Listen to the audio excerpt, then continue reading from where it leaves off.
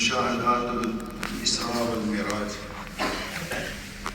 اللہ سبحانہ و تعالیٰ نے نبی اکرم صلی اللہ علیہ وسلم کو عظیم الشان اور فقید المثال معجزہ اسراء و معراج عطا فرمایا۔ اس موقع پر آپ نے کون کون سے مشاہدات کیے، اللہ تعالیٰ کی قدرت کی کون سی نشانیاں دکھائیں، اللہ سبحانہ و تعالیٰ نے اس کا تذکرہ کرتے ہوئے قرآن کریم میں اس آیت میں اس معجزے کی غرض و غایت بیان کرتے ہوئے فرمایا لِنُرِيَهُ مِنْ آیَاتِنَا، تاکہ ہم آپ کو اپنی قدرت کے نشانات دکھائیں۔ اور سورۃ النجم میں اللہ رب العزت نے اس بات کی وضاحت فرما دی کہ ہم نے آپ کو وہ مشاہدات کروائے وَلَقَدْ رَأَىٰ مِنْ آیَاتِ رَبِّهِ الْكُبْرَىٰ، آپ نے اس موقع پر اللہ تعالیٰ کی قدرت کی بڑی بڑی نشانیاں دیکھی۔ آج کے خطبے میں انہی نشانیاں اور یہ بڑے بڑے اللہ تعالیٰ کی قدرت کے نشانات اور مشاہدات ان کا بال اختصار ذکر کرنا مقصود ہے۔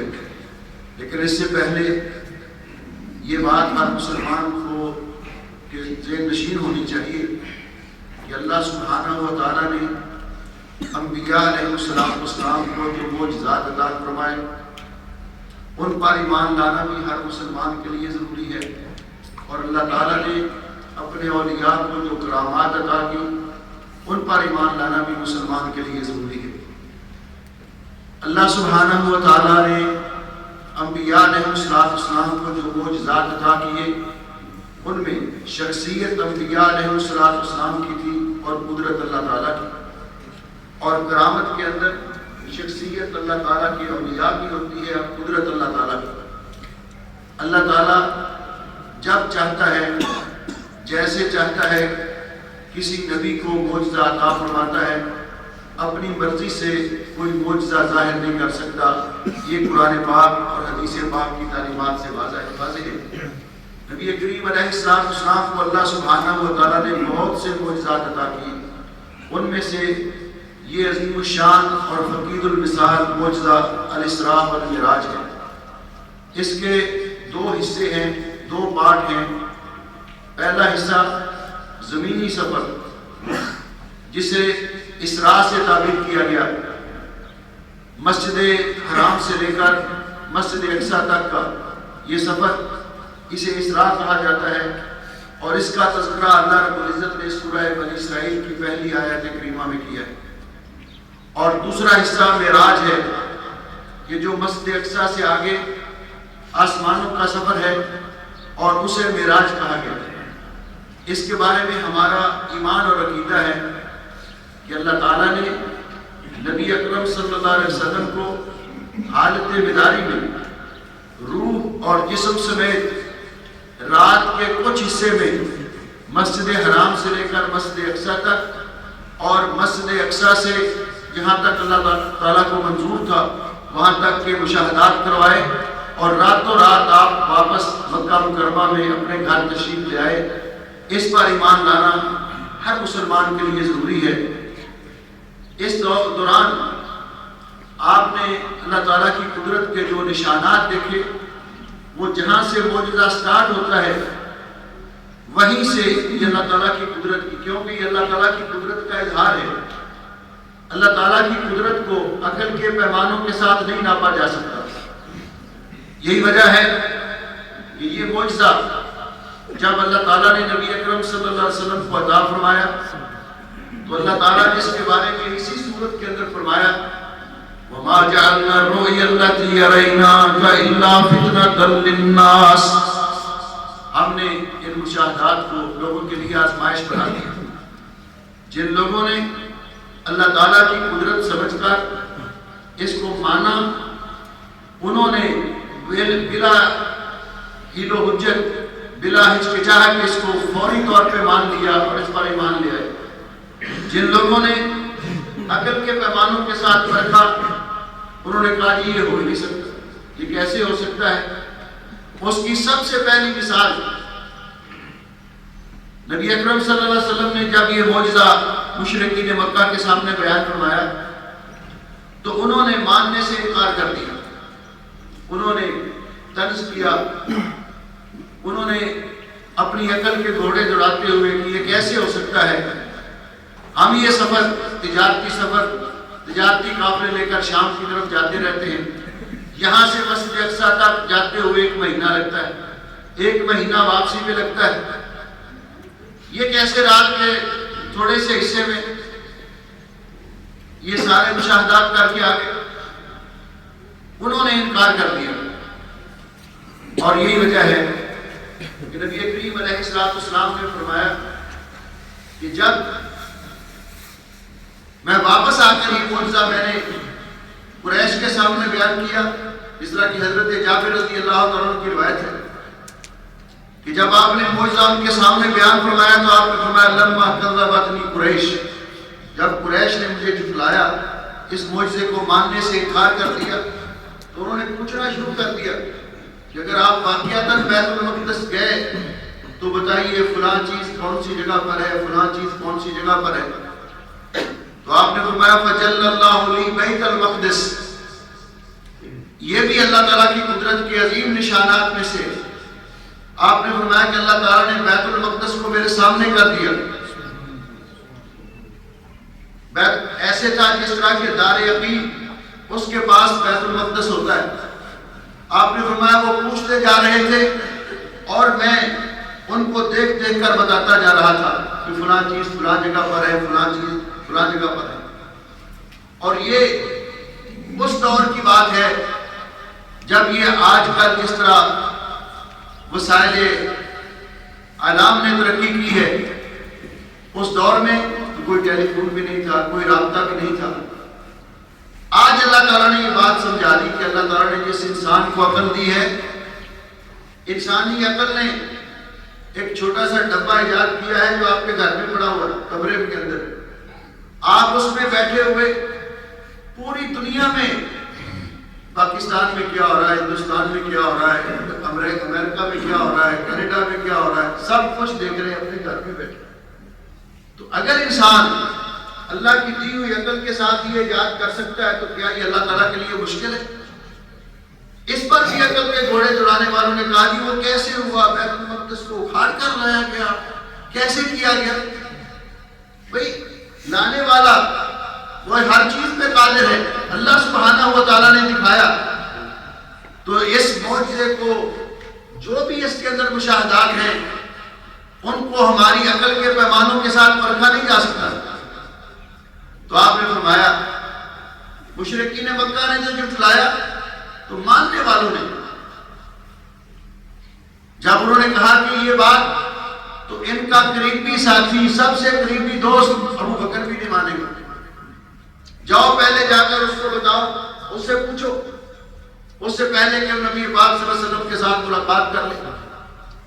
تو جا کر پوچھنے والے نے پوچھا کہ ابو بکر اگر کوئی شخص یہ دعویٰ کرے کہ وہ راتوں رات یہاں سے بیت المقدس گیا، وہاں سے آسمانوں کی سیر کر کے آیا، تو کیا یہ ہو سکتا ہے؟ تو حضرت ابو بکر نے فرمایا پہلے یہ بتاؤ کہا کس نے، بعد میں ہم اپنی عقل فکر کو استعمال کریں گے، لیکن پہلے بتاؤ کہا کس نے۔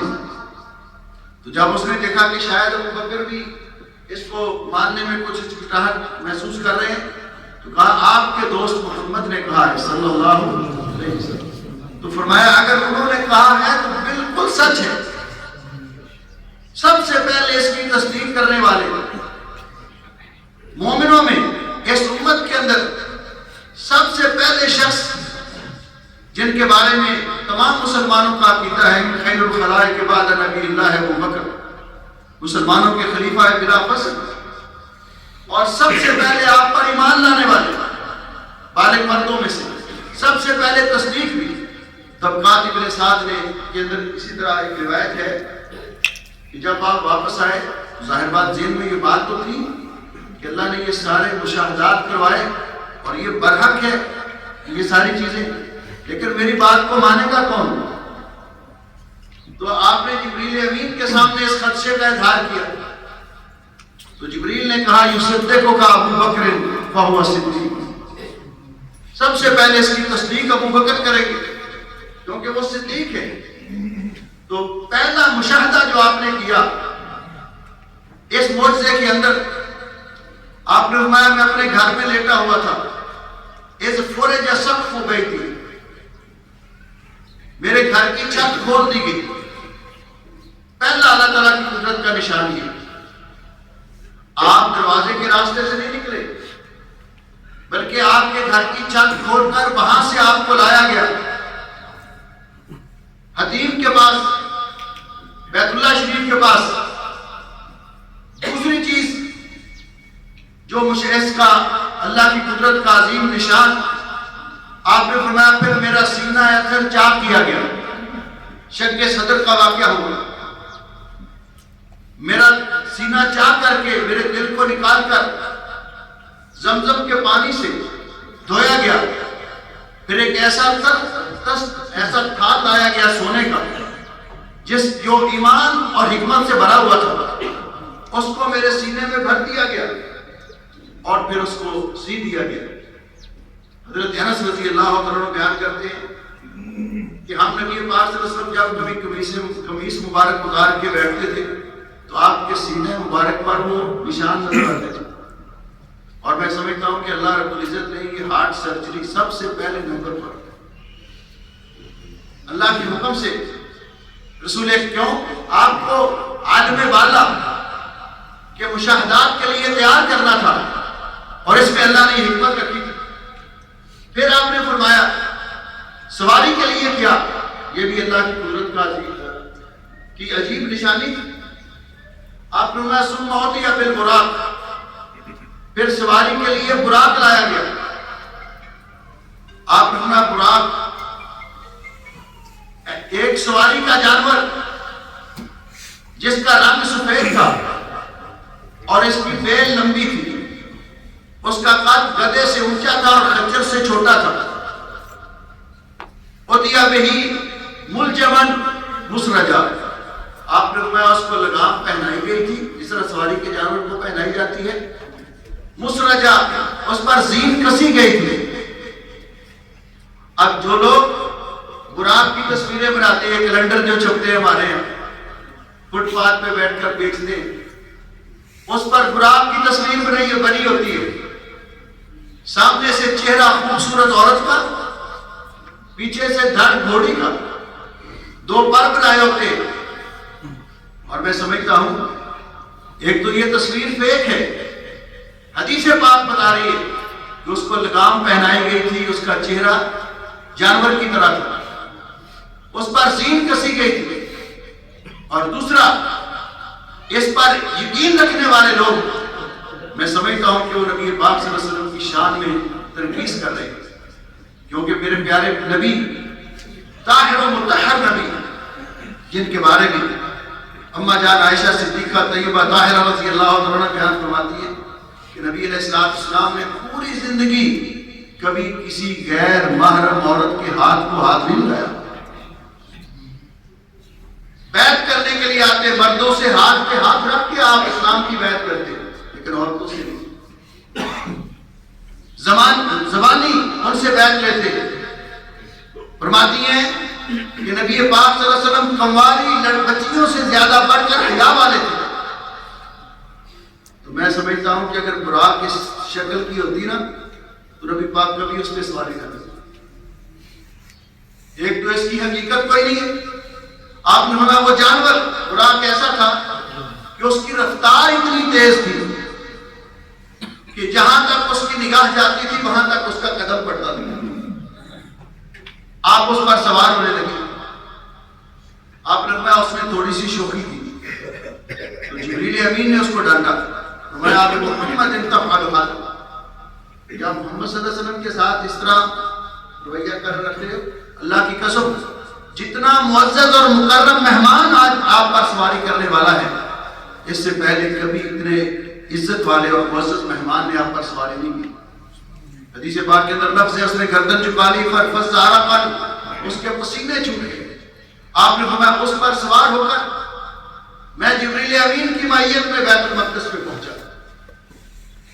وہاں اس براق کو، اس جانور کو اس پتھر کے ساتھ باندھا گیا جو بیت المقدس کے احاطے کے باہر تھا، جہاں پہلے انبیاء علیہ السلام اپنی سواریوں کو باندھا کرتے تھے۔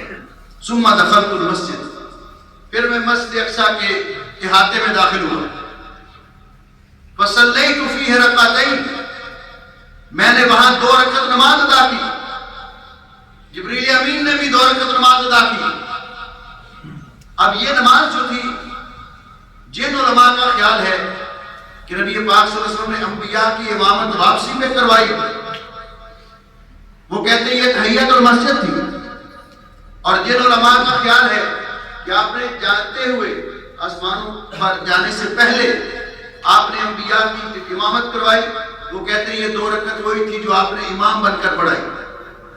تو گویا کہ اللہ تعالیٰ نے، آپ نے اللہ تعالیٰ کی قدرت کا یہ بھی نشان دیکھا کہ اللہ تعالیٰ نے تمام انبیاء کو جمع کیا، اور امامت کے لیے آپ کو مصلی امامت پہ کھڑا کیا گیا، جس میں یہ اشارہ تھا کہ آپ سید الانبیاء ہیں، آپ تمام انبیاء کے سردار ہیں۔ آپ نے فرمایا پھر ہم بیت المقدس سے باہر آئے، اور جبریل امین میرے پاس ضیافت کے لیے 2 پیالے لائے، ایک میں دودھ تھا اور ایک میں شراب تھا۔ میں نے دودھ والا پیالہ لیا اور نوش کیا، تو جبریل امین نے کہا الحمدللہ الذی ہداک للفطرہ، اس تمام تعریفیں اللہ کے لیے جس نے آپ کی فطرت کی طرف رہنمائی کی۔ اگر آپ شراب والا پیالہ لے لیتے تو آپ کی امت بھٹک جاتی ہے۔ آپ نے اس کے بعد ثم اوتي بالمعراج، پھر معراج لائے گئے۔ معراج کیا ہے؟ اوپر چڑھنے کا اللہ۔ اس کی کیفیت کیا ہے، وہ کیا چیز تھی، یہ اللہ کے علم میں ہے، حدیث پاک میں اس کی کوئی وضاحت موجود نہیں۔ آپ نے فرمایا میں اس کے ذریعے جبریل امین کی معیت میں آسمانوں کی طرف چڑھا۔ اس اعلیٰ وہ سلم تھی، وہ لفٹ تھی، اور میں کہتا ہوں کہ انسان کو اللہ نے جو عقل دی ہے، انسان اپنی عقل کے ساتھ ایسی لفٹ ایجاد کی انسان نے آج کہ وہ 101 فلور کی منزل بلڈنگ، تو اس کے آخری فلور پہ وہ چند لمحوں میں پہنچ جاتا ہے اس لفٹ کے ذریعے۔ تو کیا اللہ سبحانہ و تعالیٰ کے لیے کوئی مشکل ہے کہ اللہ تعالیٰ، آپ اللہ تعالیٰ کے VIP مہمان، خصوصی مہمان، تو اللہ تعالیٰ نے جو انتظام کیا ہوگا ہماری سوچ سے بھی باہر ہے۔ آپ نے فرمایا ہم پہلے آسمان کے دروازے پر پہنچے۔ پہلے آسمان کے دروازے پہ پہنچ کر جبریل امین نے، دروازہ بند تھا، جس سے یہ بھی معلوم ہوا کہ آسمانوں کے دروازے ہیں، اور اللہ رب العزت نے قرآن پاک میں بھی بیان کیا وفتحت السماء فكانت ابوابا لا تفتح لهم ابواب السماء، تو دروازہ کھلوایا گیا۔ دربان نے پوچھا کون ہے؟ جبریل امین نے کہا جبریل۔ آپ نے فرمایا مما آپ کے ساتھ کون ہے؟ دربان نے کہا، فرمایا محمد صلی اللہ علیہ وسلم۔ تو اس نے دربان نے پھر پوچھا قد ارسل الیہ، اس کے 2 ترجمے علماء نے کیے۔ ایک ترجمہ یہ کہ کیا یہی وہ محمد ہیں جو رسول اللہ ہیں جن کو اللہ نے رسول بنا کر بھیجا ہے، اور دوسرا معنی کہ کیا اللہ نے ان کو پیغام بھیج کر بلوایا ہے، اسپیشل بلوایا ہے؟ تو جبریل امین نے کہا نعم۔ دروازہ کھولا تو پہلے آسمان پر حضرت آدم علیہ السلام کے ساتھ ملاقات، پھر اسی طرح دروازے کھلتے گئے، دوسرے آسمان پر 2 نبیوں سے ملاقات ہوئی۔ تو پہلے آسمان پر جب ملاقات ہوئی آدم علیہ السلام سے، جبریل امین نے تعارف کروایا ھذا ابوک آدم فسلم علیہ، یہ آپ کے باپ آدم علیہ السلام نے ان کو سلام کیجیے۔ اب میں نے آگے بڑھ کر ان کو سلام کہا، انہوں نے سلام کا جواب دیا اور مجھے خوش آمدید کہا، مرحبا بالابن الصالح والنبی الصالح، نیک نبی اور نیک بیٹے، اہلا و سہلا۔ پھر دوسرے آسمان کی طرف، دوسرے آسمان پہ دروازہ کھلوایا گیا، وہاں 2 نبی موجود تھے، سیدنا حضرت عیسیٰ علیہ السلام اور حضرت یحییٰ علیہ السلام۔ ان کے ساتھ علیک سلیک ہوئی، انہوں نے خوش آمدید کہا۔ پھر تیسرے آسمان پر آپ نے فرمایا جب دروازہ کھلوایا گیا تو تیسرے آسمان پر حضرت یوسف علیہ السلام موجود تھے۔ میں نے سلام کہا، انہوں نے سلام کا جواب دیا، خوش آمدید کہا، تو آپ نے فرمایا میں نے دیکھا فَإِذَا هُوَ قَدْ أُوتِيَ شَطْرَ الْحُسْنِ کہ اللہ نے ان کو اتنا خوبصورت بنایا ایسے معلوم ہوا جیسے اللہ نے آدھی کائنات کا حسن یوسف علیہ السلام کو دے دی. پھر چوتھے آسمان کی طرف، چوتھے آسمان پہ حضرت ادریس علیہ السلام سے ملاقات ہوئی. پانچویں آسمان پر حضرت ہارون علیہ السلام کے ساتھ ملاقات ہوئی. چھٹے آسمان پر حضرت موسیٰ علیہ السلام کے ساتھ ملاقات ہوئی. الیک سلیک ہوتی رہی، انبیاء خوش آمدید کہتے رہے.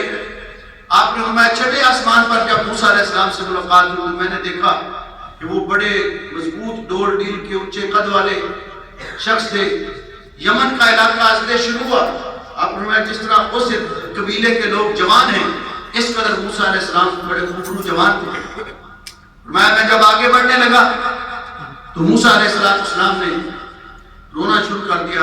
رو دیے موسیٰ علیہ السلام. میں نے جبریل امین سے پوچھا ما یبکی، یہ روئے کیوں ہیں؟ کہا اس لیے کہ انہوں نے ان کے ذہن میں یہ خیال آیا کہ ایک نبی جو میرے بہت بعد دنیا میں آئے، لیکن اس نبی کی امت میری امت کی نسبت بہت زیادہ تعداد میں جنت میں جائے. اس پر مجھے رشک آ گیا. اور یہ بات حقیقت ہے. رسول اکرم صلی اللہ علیہ وسلم نے فرمایا قیامت کے دن اہل الجنت 120 صفا، قیامت کے دن جنتیوں کی 120 صفیں ہوں گی. یہ نہیں پتا کتنی لمبی ہوں گی لیکن 120 صفیں. سمانون منہا من ہذہ الامہ، آپ نے فرمایا ان میں 80 صفیں صرف میری امت کے لوگوں کی ہوگی جو جنت میں جانے والے ہیں. باقی تمام انبیاء کی امتوں کے 40 صفیں. آپ نے فرمایا پھر میں آگے بڑھا ساتویں آسمان پہ. ساتویں آسمان پر جو مشاہدات کیے آپ نے فرمایا وہاں میرے باپ جد امجد حضرت ابراہیم علیہ السلام موجود تھے. میں نے ان کو سلام کہا، انہوں نے جواب دیا، خوش آمدید کہا. میں نے دیکھا کہ ان کی شکل میرے ساتھ ملتی جلتی تھی کیونکہ آپ حضرت ابراہیم علیہ السلام کی اولاد میں سے. اور فرمایا میں نے دیکھا کہ وہ بیت المعمور کے ساتھ ایک لگا کر بیٹھے ہوئے. یہ بھی مشاہدات میں سے ایک عظیم مشاہدہ. آپ نے اللہ تعالیٰ نے آپ کو دکھایا. آپ نے فرمایا یہ بیت المعمور 7ویں آسمان پر فرشتوں کا کعبہ ہے. جو بیت اللہ شریف جو زمین پر ہے اس کے بالکل اوپر ہے. لو خردا لخرا علیہا، آپ نے فرمایا اگر اللہ تعالیٰ اس کو نیچے اتارے تو سیدھا بیت اللہ شریف کے اوپر آئے. اس بیت المعمور کے اندر یومیہ 70,000 فرشتے عبادت کے لیے داخل ہوتے ہیں. تو آپ نے فرمایا جو ایک مرتبہ عبادت کر کے وہاں سے فارغ ہوگا قیامت تک پھر اس کی باری نہیں آئے گی. آپ نے فرمایا میں آگے بڑھا تو ابراہیم علیہ السلام نے مجھے اس امت کے نام 2 پیغام دیے. ہمارے نام رسول اکرم صلی اللہ علیہ وسلم کی پیاری امت کے نام. پیغام کیا دیا؟ پہلا یہ کہا کہ یا محمد اقرئ امتک منی السلام، اپنی امت کو جا کر میرا سلام دے. اور دوسرا یہ پیغام دیا واخبرہم، اور اپنی امت کے لوگوں کو جا کر یہ بتلانا ان الجنت طیبۃ التربہ عذبۃ الماء، جنت بڑی عمدہ سرزمین ہے، یہاں کے پانی بہت میٹھے اور عمدہ ہیں، لیکن ولکنھا فیان، لیکن یہاں درخت لگانے کی ضرورت ہے. وَأَنَّ غِرَاسَهَا، اور جو شخص ایک مرتبہ یہ کلمات پڑھے گا اس کے جنت میں جو اللہ نے حصہ مقرر کیا اس مومن کا، اس میں ایک درخت لگ جائے گا. سبحان اللہ والحمدللہ ولا الہ الا اللہ واللہ اکبر. آپ نے فرمایا ثم رفعت الی سدرۃ المنتہا، پھر اللہ نے آپ کو جو مشاہدہ کروایا سدرۃ المنتہا دکھائی. اور سدرۃ المنتہا کیا ہے؟ حضرت عبداللہ ابن مسعود رضی اللہ عنہ فرماتے ہیں کہ سدرۃ المنتہا بیری کا درخت ہے. چھٹے آسمان سے شروع ہوتا ہے 7ویں آسمان تک. اور نبی پاک صلی اللہ علیہ وسلم نے اور اس کو سدرۃ المنتہا اس لیے کہا جاتا ہے کہ نیچے والے اس سے اوپر نہیں جا سکتے اور اوپر والے اس کے نیچے نہیں آتے. وہاں اللہ تعالیٰ کے احکام نیچے والوں کو ان کے سپرد کیے جاتے ہیں اور ان کی تنفیذ کا حکم دیا جاتا ہے. اللہ رب العزت نے قرآن پاک میں اس کا تذکرہ کیا. آپ نے فرمایا میں نے دیکھا کہ وہ سدرۃ المنتہا پتے ہاتھی کے کانوں کی طرح بڑے بڑے، کاذان الفیل، اور اس کے نبقھا اور اس کے بیل وہ ہجر کے علاقے کے مٹکوں کی طرح بڑے بڑے۔ اللہ تعالیٰ نے فرمایا یکشا سدرۃ ما یکشا، اس پر سدرہ کو ڈھانپ رکھا تھا، جس چیز نے ڈھانپ رکھا تھا وہ کیا تھی؟ حضرت عبداللہ ابن مسعود رضی اللہ عنہ فرماتے فراش من ذہب، اس پہ سونے کے پٹنگے تھے، انوار تھے۔ آپ نے فرمایا وہ اتنا خوبصورت منظر تھا کہ بیان سے باہر ہے۔ وہاں پہ آپ کے پاس 3 پیالے لائے گئے، پھر آپ نے دودھ والا پیالہ لیا اور اس کو نوش کیا۔ آپ نے فرمایا میں نے دیکھا کہ اس بیری کے درخت سدرہ، اس کی جڑوں سے 4 نہریں نکل رہی ہیں، یہ بھی اللہ نے آپ کو مشاہدہ کروایا۔ آپ نے فرمایا نہران ظاہران و نہران باطنان، 2 نہریں ظاہر ہیں جو دنیا میں موجود ہیں، یہ دکھائی گئی، اور 2 نہریں باطنی ہیں جو جنت میں ہیں، کوثر اور سلسبیل، وہ دکھائی گئی۔ دنیا والی نہریں آپ نے فرمایا جو امت ظاہرانی، دنیا والی نہریں نیل والفرات، دریائے نیل اور دریائے فرات، یہ آپ کو دکھایا گیا۔ اس میں آپ کو یہ خوشخبری تھی کہ آپ کا اسلام، آپ کا دین ان علاقوں میں پھیلے گا، یہ علاقے بھی اسلام کے زیر نگین آئیں گے، زیر انتظام آئیں گے۔ آپ نے فرمایا وہاں پہ میں نے جبریل امین کو دوسری مرتبہ ان کی اصلی شکل میں دیکھا۔ اللہ تعالیٰ نے فرمایا وَلَقَدْ رَآهُ نَزْلَةً أُخْرَى عِنْدَ سِدْرَةِ الْمُنْتَهَى، وہاں حضرت عبداللہ ابن مسعود رضی اللہ عنہ فرماتے ہیں کہ یہ جو رویت ہے یہ جبریل امین کی ہے، جبریل امین کو دوسری مرتبہ۔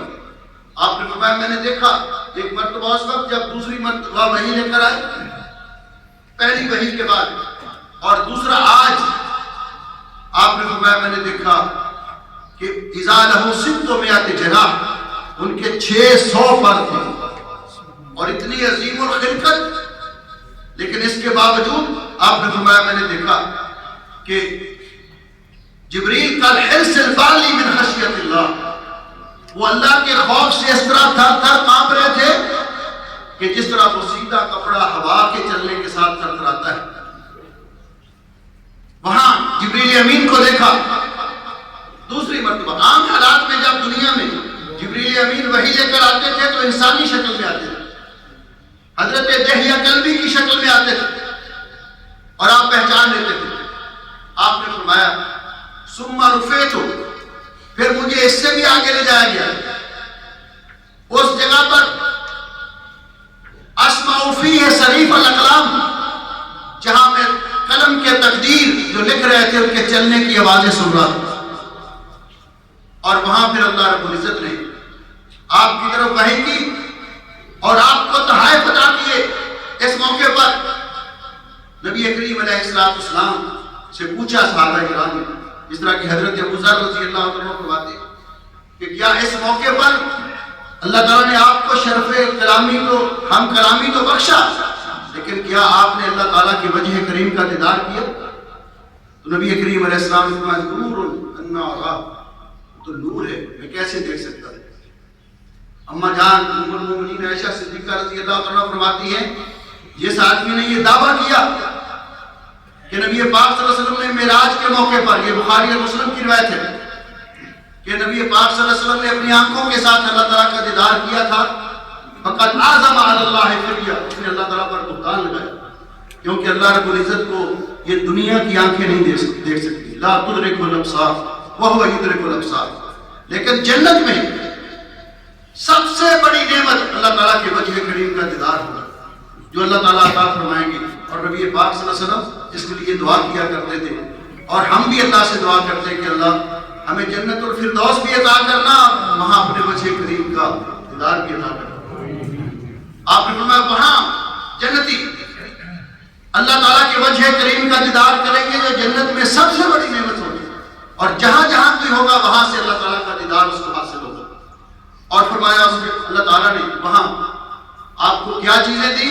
حضرت عبداللہ ابن مسعود رضی اللہ عنہ فرماتے ہیں وَأُعْطِيَ ثَلَاثًا، اللہ تعالیٰ نے وہاں آپ کو 3 گفٹ دیے، 3 انعامات دیے۔ پہلا اللہ تعالیٰ نے آپ کو 50 نمازوں کا تحفہ دیا. جب 50 نمازوں کا دن اور رات میں آپ اور آپ کی امت 50 نمازیں پڑھے گا. آپ نے سما اور تا کے تار سر تسلیم خم کیا کہ جی پڑھے. اور آپ کو اپنی امت پر بھی پورا بھروسہ تھا. امت 5 بھی نہ پڑھے تو اس کی مدد واپس آئے. موسیٰ علیہ السلام کے پاس سے گزرے انتظار تھا کہ اسپیشل بلائے گئے ہیں, اسپیشل آپ کو یہ اعزاز ملا ہے تو کچھ بڑا تحفہ ملا ہوگا. پوچھا کیا ملا اللہ تعالیٰ کی بارگاہ سے؟ تو فرمایا 50 نمازیں. فرمایا میں آپ سے پہلے دنیا میں رہ کے آیا ہوں, بنی اسرائیل کا تجربہ کر کے آیا ہوں, آپ کی امت نہیں پڑے گی, کم کروا لیجیے. آپ نے فرمایا مجھے تو حیا آتی ہے. نہیں حضرت, موسیٰ علیہ السلام نے ہم سے ہمارے ساتھ ہمدردی کی, پیارے نبی صلی اللہ علیہ وسلم نے ہم پہ شفقت کی.